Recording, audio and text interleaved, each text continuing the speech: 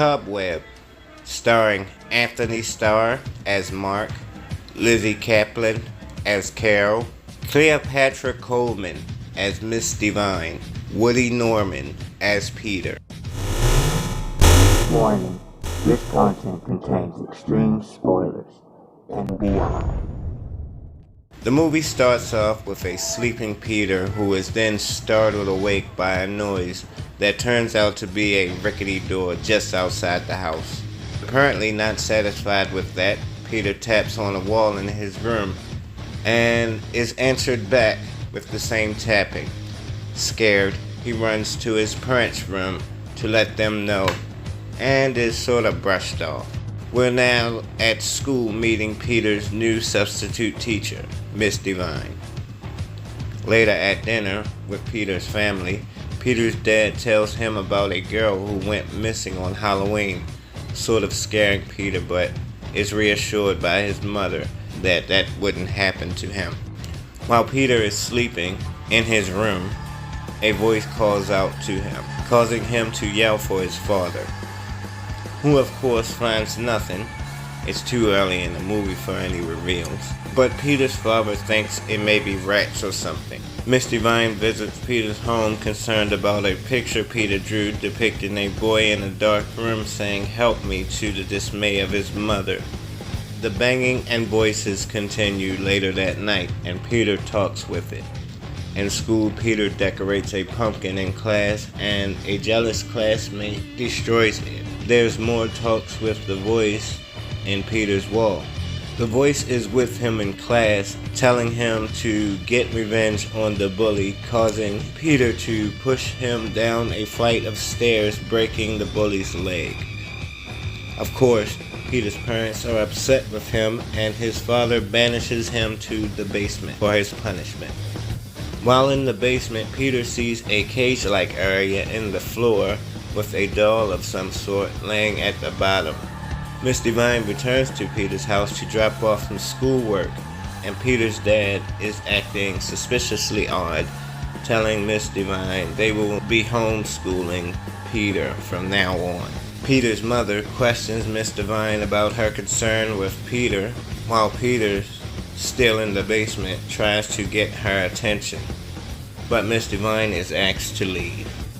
Peter's mother releases him from the basement as his punishment is over, and his parents talk to him lovingly. They bid him good night, and Peter communicates with the voice in the wall again.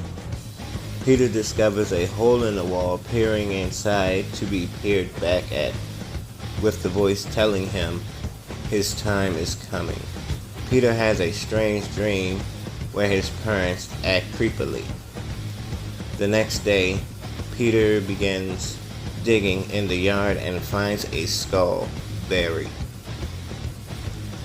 Peter calls Miss Divine asking for help but quickly hangs up the phone for fear of being caught, angering his mother who discovers the hole in Peter's wall. She seems to know about the voice in the wall, further upsetting her, telling him just wait until your father gets home. Peter's father making him bury all the pumpkins all about the yard as punishment, as we see a red van pull up in front of the house with a group of kids seemingly up to no good. At dinner, Peter seems to have poisoned his father, killing him.